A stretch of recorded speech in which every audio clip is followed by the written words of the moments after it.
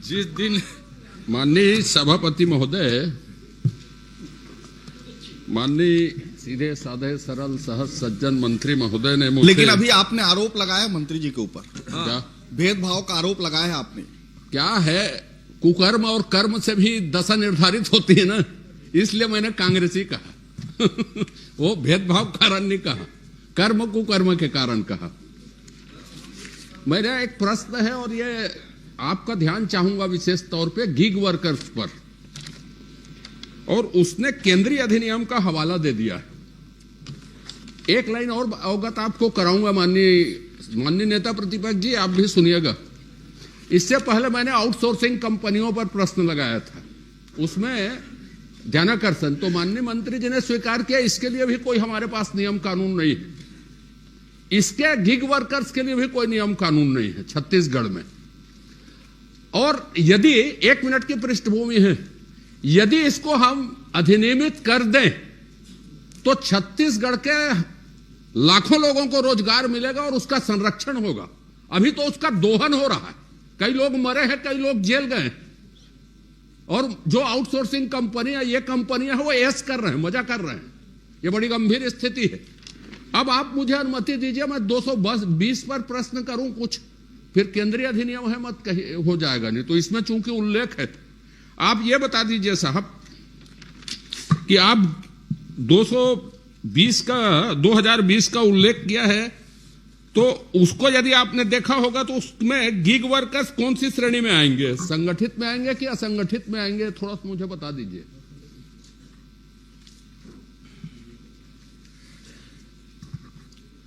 माननीय अध्यक्ष महोदय, हमारे वरिष्ठ सदस्य ने बहुत ही चिंता की प्रश्न की है।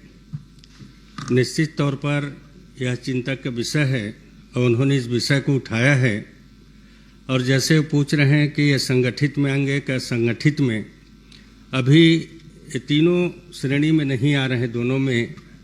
और भारत सरकार ने, चलिए बैठ जाइए, मैं आपको रास्ता दे रहा हूं, कुछ नहीं, वो तो कुछ भी माननीय मजाक में मत लो थोड़ा आप। माननीय सभापति महोदय, 2020 जो अधिनियम का उल्लेख इसमें है प्रश्नोत्तरी में, मैं आपको बता दूं कि इसके अधिनियम बने हैं कि नहीं बने हैं, चूंकि उसका उल्लेख आपने किया है। अधिनियम नहीं बने हैं, उसी स्थिति में आप अनुकूलन करके क्या आप उस नियम के तहत अधिनियम के तहत नियम बनाएंगे क्या छत्तीसगढ़ के लिए? क्योंकि ये आप देख लीजिए कि लेबर जो है, श्रम जो है, वो कंकरेंट टॉपिक में, तो आप उसी अधिनियम के तहत उसी स्थिति में स्वीकार करके आप नियम बनाएंगे क्या छत्तीसगढ़ में? फिर मैं छोटा सा एक प्रश्न और करूंगा आपसे। माननीय सभापति महोदय, अभी के इन वर्षों के लिए भारत सरकार ने 2020 में इसका नया अधिनियम में अभी 4 कोड किए हैं, उसमें नवीन सामाजिक सुरक्षा संहिता 2020 में उन्होंने लिया है और 2025 में इसको प्रभावशील किए हैं। अभी इसका नियम नहीं बना है।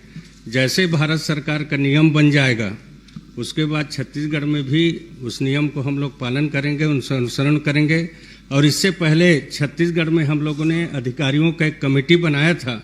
बाकी जैसे हमारा कमेटी बना, कमेटी ने पूरा अपना नहीं कर पाए पूरा, और उसके बाद ही भारत सरकार का 4 नया कोड लागू हो गया और उसका अधिनियम जैसे बनेगा छत्तीसगढ़ में भी उसका अनुसरण करके हम लोग पालन करेंगे। माननीय अध्यक्ष महोदय, मैं एक स्थिति आपके ध्यान में लाना चाहता हूं। मेरे पास सभी नियम, राजपत्र, कॉन्स्टिट्यूशन सब मौजूद है।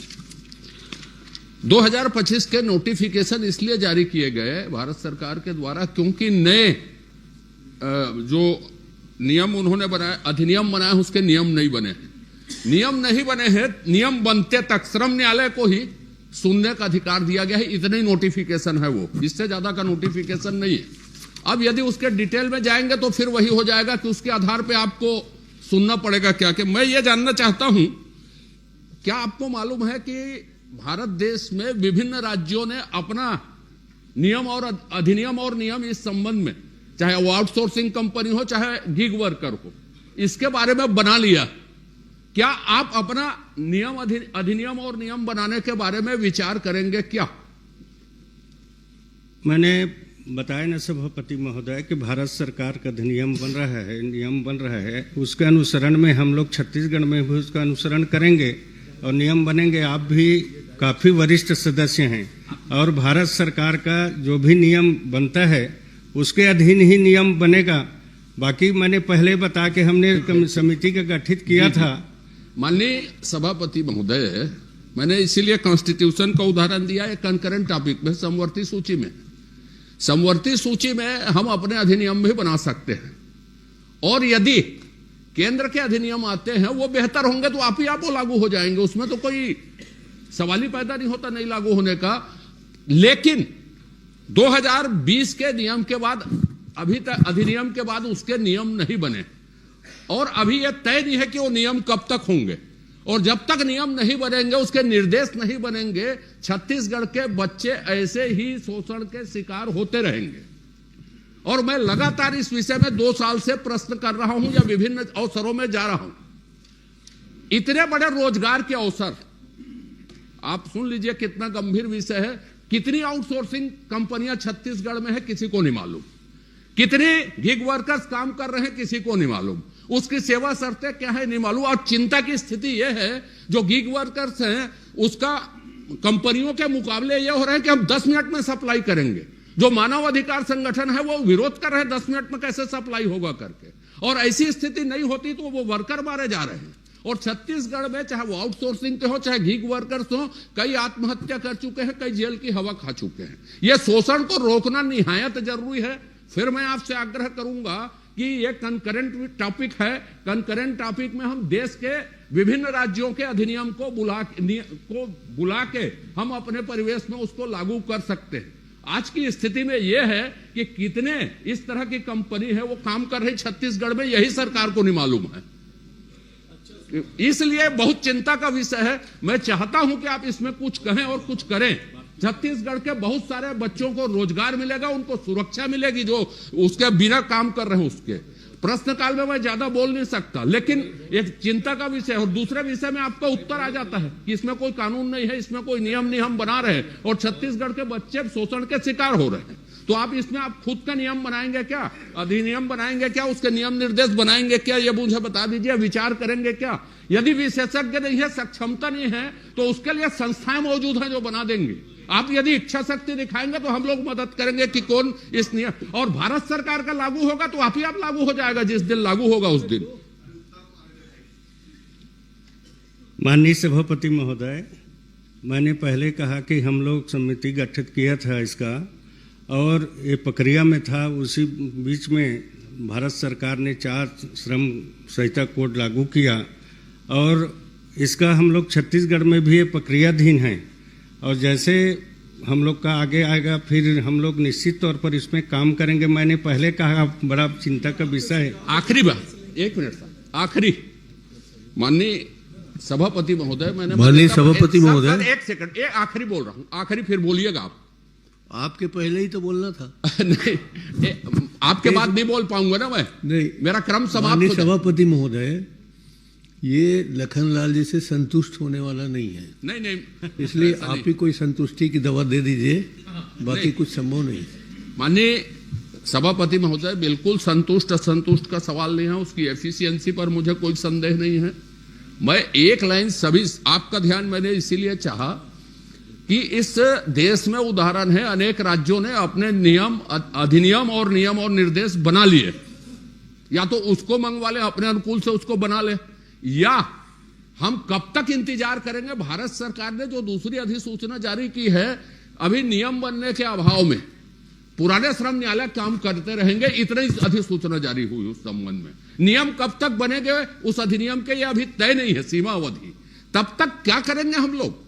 आउटसोर्सिंग में वही स्थिति है, गिग वर्कर्स में वही स्थिति है, तो छत्तीसगढ़ के बच्चे तो फिर गड़बड़ हो जाएगा। तो मेरी बड़ी विनम्र आग्रह है माननीय मंत्री जी कि राज्य विचार करे। इस देश में अधिनियम बनाने वालों की कमी नहीं है। जो आपने समिति बनाई थी वो जरूरी नहीं है विशेषज्ञ लोग हों, काबिल लोग हों। मैं किसी की काबिलियत आज आरोप प्रत्यारोप का बिल्कुल विषय नहीं। आप ये बोलिए कि रिटायर्ड जज को दे दीजिए, विधि सचिव को बोलिए, सिटिंग जज को बोलिए कि आग्रह कर दीजिए कि आप इसमें अधिनियम बना दीजिए करके। तो एक इच्छा शक्ति का सवाल है, आप घोषणा करिए हम बनाएंगे अधिनियम। माननीय सभापति महोदय, मैंने पहले कहा कि प्रक्रियाधीन है और 4 कोड भारत सरकार की श्रम संहिता का लागू उन्होंने किया है। प्रक्रियाधीन नियम आने दीजिए। अभी आप जैसे बोल रहे हैं कई राज्यों ने बना दिया है, अभी किसी भी राज्य का नियम इनके लिए नहीं बना है।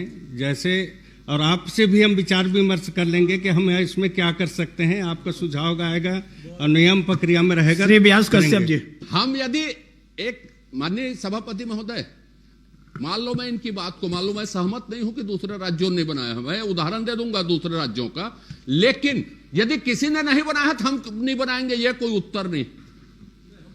इसलिए आप बना सकते हैं चाहे तो, और प्रक्रियाधीन है सवाल है तो भारत सरकार के पास 2020 से लंबित है, उसके नियम नहीं बने अभी तक।